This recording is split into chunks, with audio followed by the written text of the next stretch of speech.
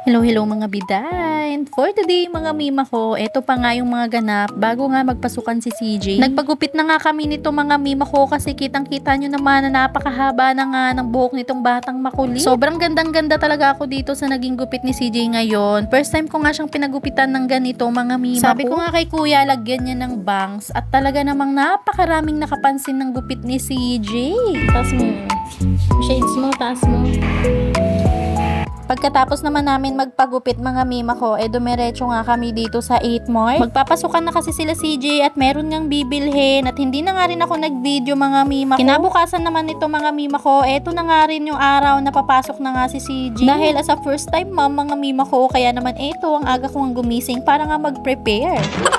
9 AM pa naman yung pasok nila CJ, pero eto, maaga nga talaga akong nagigising mga mi kasi nga para magsaing din. Ma-share ko din sa inyo mga mi, hindi ako ginigising ng biyanan ko. Kusa talaga akong gumigising dito mga mima ko at talagang hindi na nga rin talaga ako makabalik ng tulog. Ganun. Meron nga rin nag-comment sa last mini vlog ko mga mima ko na kaya daw ako maaga nagigising, baka daw nahihiya ako sa biyanan ko. Pero sa totoo lang mga mima ko, wala tayong hiya. Hala siya, hindi ka gaganyan. Pumunta na nga rin ako dito sa kwarto mga mima ko para nga asikasuhin din tong health kit ni CJ. Kumukuha nga ako dito ng pants, towel, underwear ni CJ.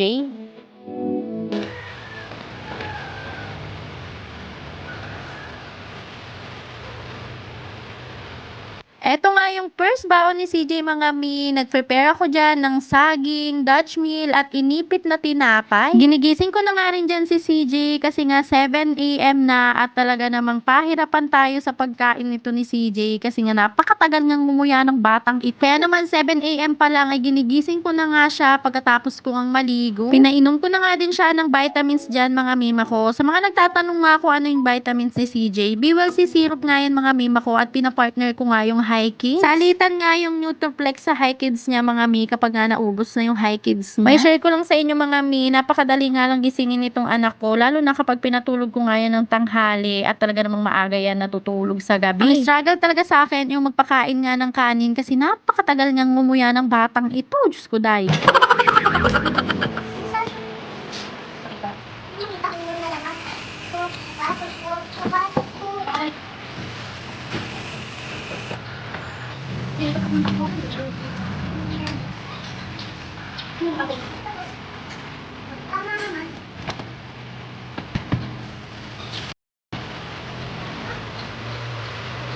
Hindi pa rin talaga ako makapaniwala mga mima ko na may daycare na nga ako at talaga namang naiiyak ang pagkatao ko. Wala siya, hindi ka gaganyan. Daycare pa lang yan, te. Hindi pa yan college.